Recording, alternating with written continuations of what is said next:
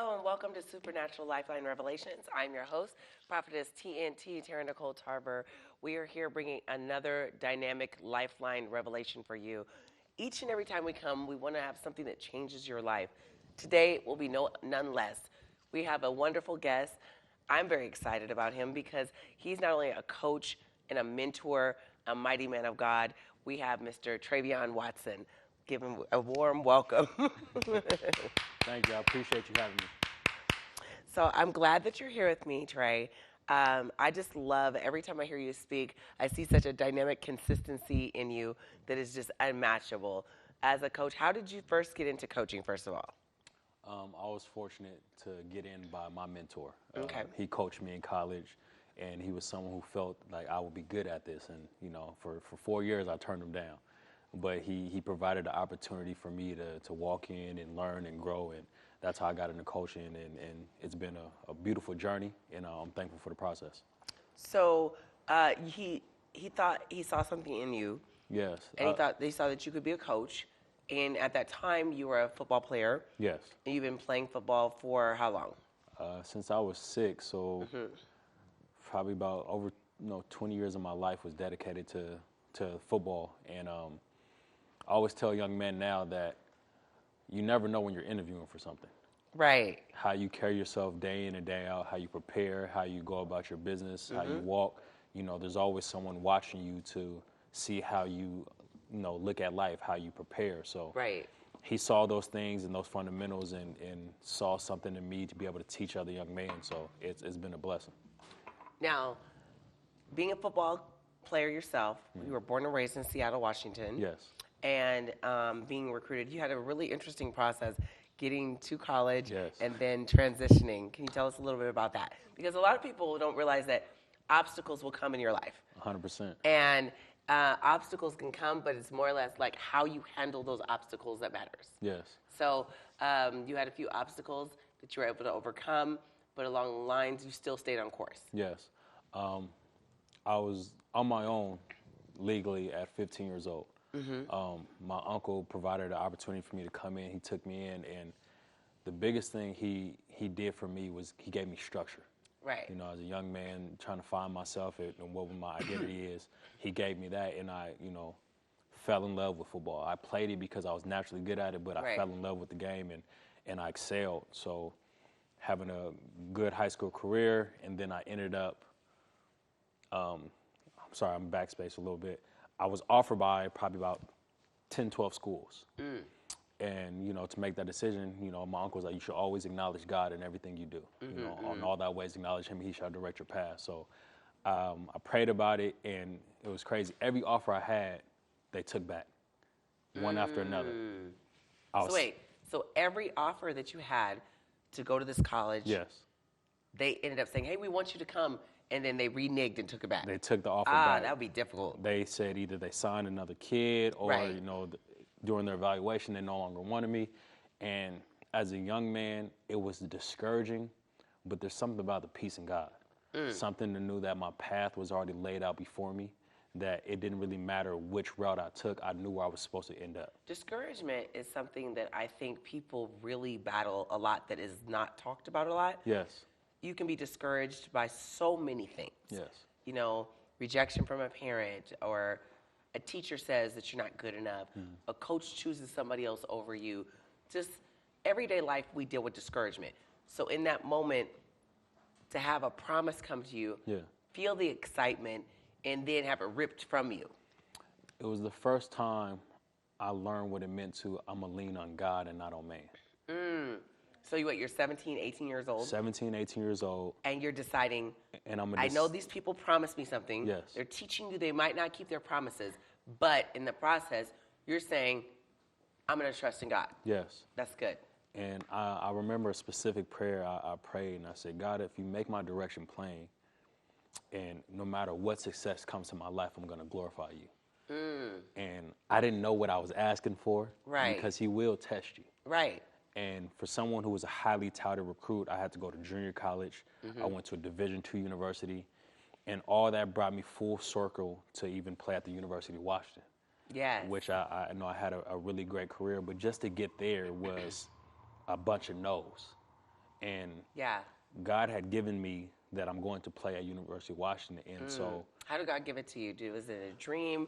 Was it just a nowhere within your heart? Because a lot of times somebody has a nowhere within them, like, I know I'm supposed to do this. I know I'm supposed to be great. I know I'm going to make it. Yeah. And then obstacles come, and they say, well, maybe I didn't hear God. Yes. But you did hear God. Yeah. You just have to hurdle over the hurdle. 100%, because that, and I'll get back to that discouragement part in a second, but I practiced at University of Oregon, but I was at a Division II. I was going to play Humboldt State. So we was practicing there, and I was walking around the field, and everyone's taking pictures and was excited, and I was like, I'm supposed to be playing in this stadium. I'm not supposed to just be passing by. And I fasted for 24 hours, and like no water, no anything, and I put a fleece before God. God, what do you want me to do? Because in my heart, I don't feel well. Right. And I had a dream. I was guarding, who's a good friend of mine now, Jermaine Curse, in practice. You know, So you asked God, you threw a fleece out there, and then you had a dream. Yes. So he answered you in the dream. He answered me in the dream. And I was guarding him. And at the time, me and Jermaine had never spoke. But, you know, now he's a Super Bowl champion, played multiple years in the NFL. But I saw him guarding him in practice. So what I did next is I told the school I was at, you know, I'm sorry, but I would like to, you know, leave. So they, you know, they granted my wishes. They took my scholarship, and I was out of school. At this point, I didn't even talk to UW. Wow. I didn't reach out and call. All I knew was what God gave me. So I went back home. And so when I called and reached out to UW, they're like, sorry, it doesn't work like that. You can't just come. Like, it doesn't work like that. But we know our God will change rules, regulations, Yes. policies, and procedures. Yes, he will. Okay.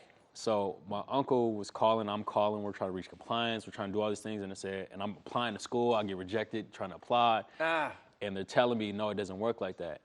And in the midst of all that, I trained at 6 a.m. every day. Wait. So you mean to tell me, because you so firmly believe that God called you to be playing football at University of Washington, Yes. you now have no school acceptance. None. You don't have any commitment. No commitment.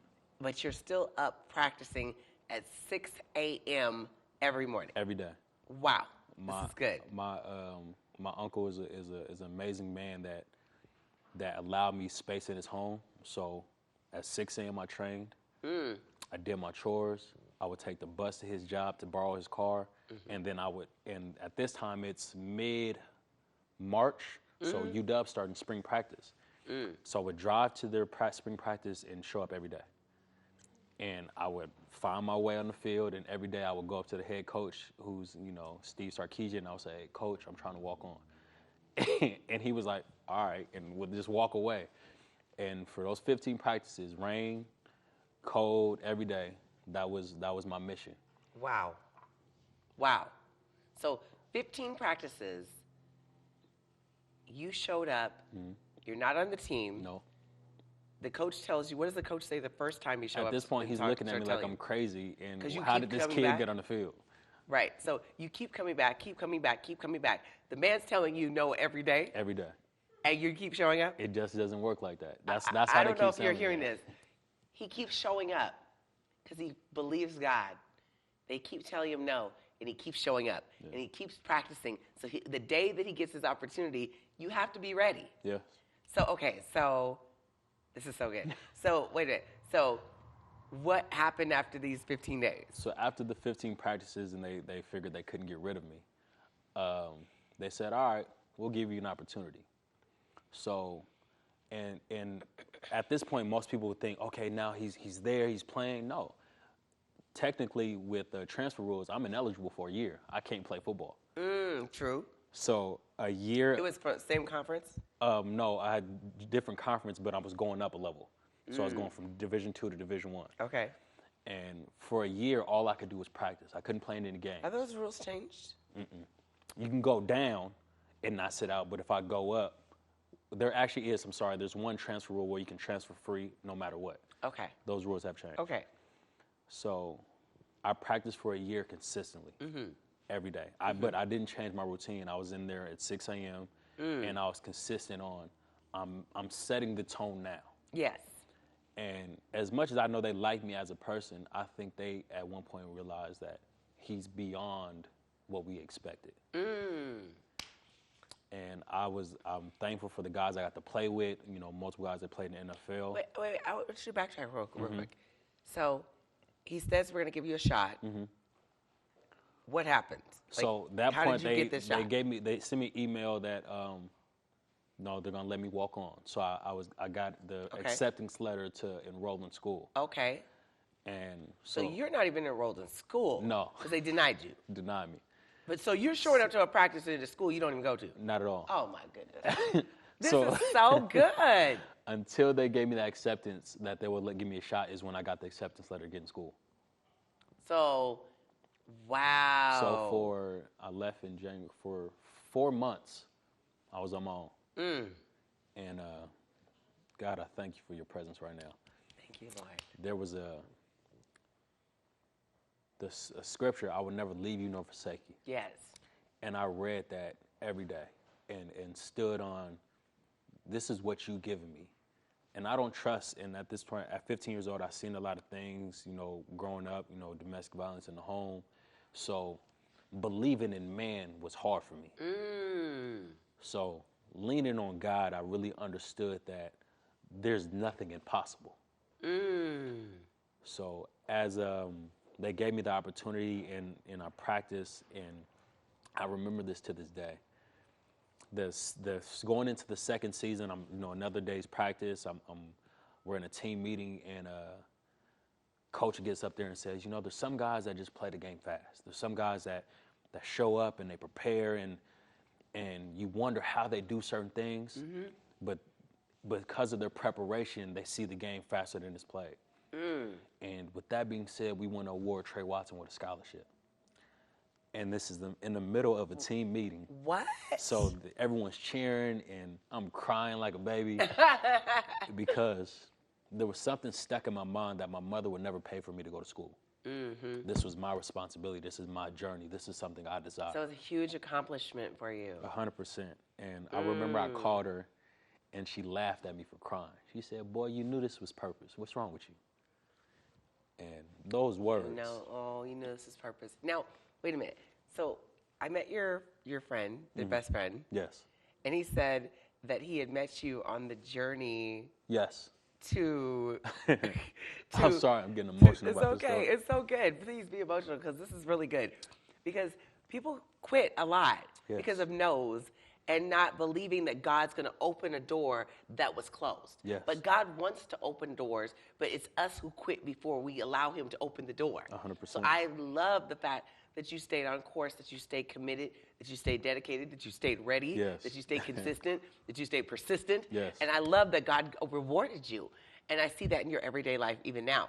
So I was talking to your friend, and he was telling me how, you know, I guess on this trip you guys were going to go try out or something together or something. He was telling me how he saw you on the way, and he knew you were a walk-on. Yes.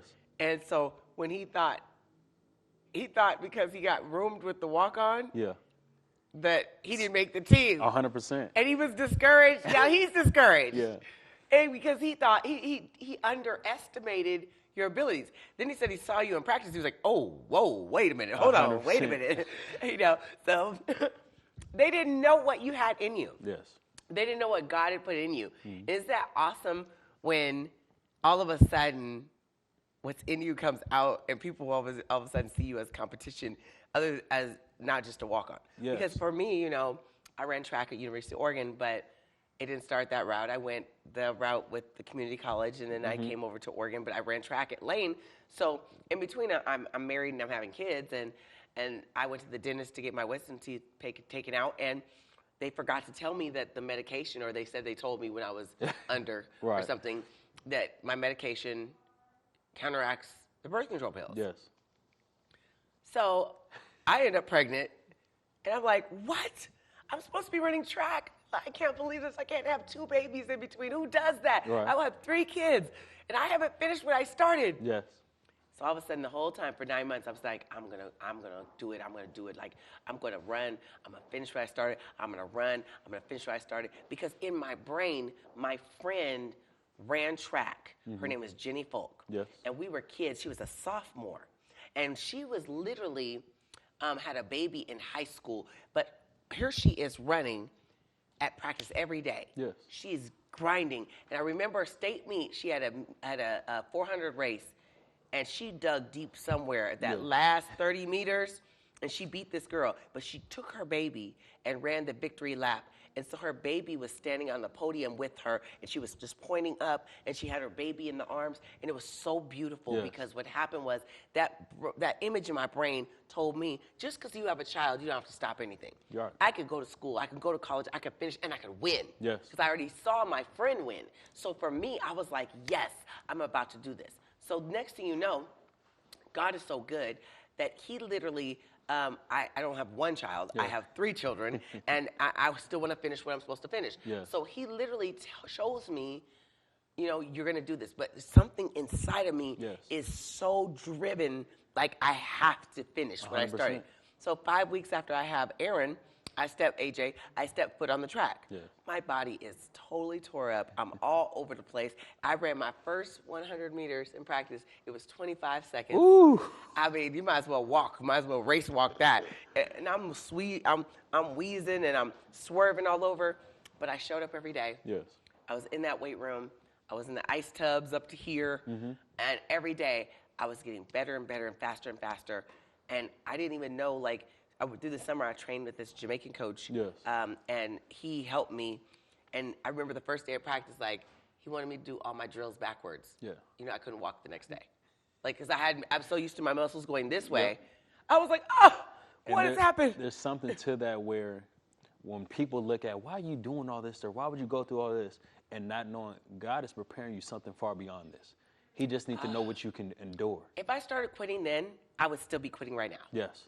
If I start letting obstacles block me, I would never have gotten, not only did I do that, I ended up like running the Black Student Union. Yes. I ended up forming organizations on campus. I won the School of Journalism Leadership Award. They gave me a scholarship to go to grad school. Like, I had so many victories on campus. Then I had pledged AKA. I was doing children's days and step shows and all this stuff. And my children are on campus with me all the time.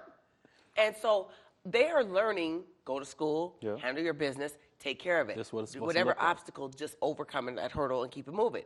You know, I remember that summer when I finished training with George Walcott's, literally, everybody that saw me that first day of school was looking like, and I was like, why do you guys keep looking at me like this?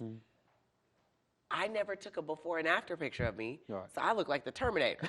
I'm all cut. I got 9% body fat, and I don't even notice because if my focus had been to just lose weight, I would have taken pictures and been looking in the mirror. I'm not looking in the mirror. I'm just showing up every day, and my body's responding. Because you know what the goal is. So now I don't look like, oh, look at her. She ran she's doing 20. Oh, she ran. Cheers. They were like, oh, she's competition. Oh, yeah. She's competition. Oh, you never saw me coming? Oh, you didn't know I was coming. I knew I was coming the whole time for your spot. Now I'm on the relay. Now I'm anchoring the relay. They're like, now I'm the second fastest person on the team. And it just happened like that. But I just needed to finish what I started. Yes. And I needed to give it my all. And in between that, you know, you have homework and I got to go home, and then I had a husband and I had kids and I'm doing all this stuff. But it was everything they said couldn't be done. I was doing it. Yes. And I didn't even know God was planning me then, Trey, for who even the conferences I do now, I learned that on campus then. Right. How would I have known how to do all that stuff? And it's those no's that teach you to block out the noise. Because I remember when I first left, people thought I was crazy for leaving a scholarship. Like, I'm not bound by this. This is not who I answer to. You left what you did have because you knew you were better than that. Yes. And then you get. Because I was there creating something. habits that was not me. Like, I didn't do extra. I knew I was better than where I was at. So you think you were creating bad habits being there? I was creating bad habits by being there. Oh, my goodness. I got comfortable. I was thinking this morning, I think today, that's so amazing what you just said. I was thinking today how Papa said one day, he said, you train yourself to get up in the morning and grab your cell phone. You train yourself to eat every time your body says this, I'll get my chocolate. You train yourself to talk like that. You train yourself to think like that. Yes. You train yourself to respond like that. You don't even know it now. It's just natural habit. Yes. Now untrain yourself and develop some new patterns. Yes, 100%. And people can do that. Completely. Yeah. So you were training yourself to have bad habits. So you didn't like that. So you wanted to develop, keep going and keep growing. So you end up over here. But I cannot believe how you pressed your way in. And I see that in every area of your life. Like, I've never given you an assignment that you didn't take 100% seriously. Yes. Every time I see you, you're prepared, you're diligent, you're consistent when others are not. And I see that, and it's like so amazing, because when I first met you, you were the one that got to have like an amazing encounter with God, because you wanted it, you hungered for it. Yes. Just because you never had it didn't mean you weren't going to get it. Oh, 100%. Like, you know, it was so funny that night the angel appears to you, and you said you bumped your head 3 times on the bunk bed that night. And it was so real, because I was hearing you speak, and everyone kind of knew of what you were saying, and I was like, I ain't had that. Like, I need that. I need what that is, and it's always been like that. I have a desire for that relationship with God, that close in proximity, to have understanding. So it's been, you know, a blessing to, many times I can be around you as possible. Yes. And just to. And most of the time, I don't say a lot. And you don't, but you're observant, and you're always taking your job so seriously. Yeah. I love it. One of the best things that I loved, and you've added, and what I haven't told you guys that are watching is that Mr. Trey Watson is my brand new son-in-law, because he's married to my second daughter. And I love it because he's an addition to my family. Like, he fits perfectly, because we're all athletes, we're all focused, we're all diligent and consistent. So he fits right in. He's positive, and he's a grinder, and he's able to handle business. So he's a wonderful add to our family. So when I remember, well, I have 2 questions. Okay. Okay, let's see. Which one do I go first? Let me see. So what was it like the first time you heard me teach? I was blown away. Really? And I was blown away based off of, I was raised in church. Right. And I know God for myself, and I know the Word, and have an understanding of the Word, but about spiritual revelation. And I used to think about, because my uncle, my entire life, and I didn't understand it until I heard you speak. He used to always say, Trey, there's a place in God that you just walk hand in hand with him. There's a place, and he used to talk to me about this all the time. He said there was a place that became so scary to him. Anything he spoke or said, God gave him right then. God manifested. And I remember, like, he tells me the stories how he kind of backed away because it got so scary to him. And sometimes people do that, because they're not used to it, or the gifts, or their dreams, or you're casting out devils, and they didn't do that in your church. Yeah. It's in the Bible, but they're so comfortable with their church, they're not comfortable with what Jesus does.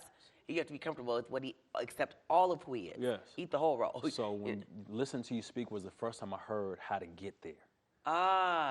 So I love this about you, because the day, I think a few weeks back, I had just gotten out of prayer or meditation or something, and we were starting our leadership training class on Wednesday nights that we do on Zoom and on YouTube.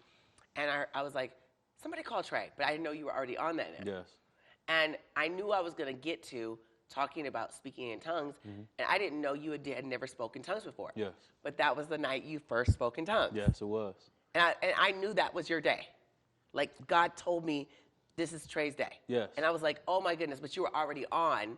And just to watch you advance in the things of God, to have the character, the nature, the experience, but never had the total fullness. It's really amazing watching you being such a mentor, helping other young men and women to be greater in the Lord. And I love that, because you've literally taken those principles and carried them over to the godly things, because your faith is very strong. So all you had to do was be unlocked and open to them, and you've been running with it. And that's the exciting part, to understand new teaching and understand how to get the things that I've desired. Because it's always been, you know, wait on the Lord, pray, fast, and you have an authority when you have a relationship with God. Okay, so I know we just only have a few minutes, but let's dive into your personal life real quick. Okay. Who wants to hear about relationships real quick? Everybody want to hear about relationships real quick? Yes. We're going to talk about relationships. So, you got serious with God, you got focused with God, and then you ended up finding your wife. Yes. Now, the crazy part about that is her father cut your hair, my ex-husband, for 2 years before you even met her, and you guys never saw each other. Never saw each other. We was in the same city. We probably passed each other a million times. Who slid into whose DM? I slid into her DM. 100%. I have no shame in that. Yeah, okay, you slid her DM. Okay. It's exciting because I've always had a relationship with God. Right. I know anytime I've asked something from God, He's revealed it to me. But I was still playing. Mm-hmm. I was still like tiptoeing. Everybody recognize they were tiptoeing, playing, Yeah. having sex, doing whatever. But I still love you, Jesus. But 100%. whatever. So when you got serious, when I got serious with God, He gave me my wife. So okay. So when did you realize that this is the one? And it was the encounter we talked about was because I felt it. I looked at her. Is that the birthday party? It's the birthday party. So we had the birthday party with all the spiritual people, Christian. We were doing our thing for a couple days. And this was meant, she never knew about my faith in God. Right. So she looked at it as, okay, this is a test. He'll run off because he don't know who she is in God, but she didn't know who I was in God. So and what's funny is I told her, I said, I saw a picture and I said, we have to do another segment on this. I'm going to bring you back just to talk about the relationship thing because I remember saying, no, it's not that one, it's this one. And she looked at me like, what do you mean? And I remember God told me, I saw you in a vision, put a ring on her finger. And I told her, I said, oh my goodness, I just saw something. I wasn't even trying to see that. Right. And it was so amazing. So, but I love the fact that you carry that into your relationship, that you love and honor and cherish your wife the way a man's supposed to. Yes. And all the men that go to actually my church, they carry that same nature with their wives. Yes. And I just can't wait to see what you guys do with that. I can't wait to see what unfolds with you.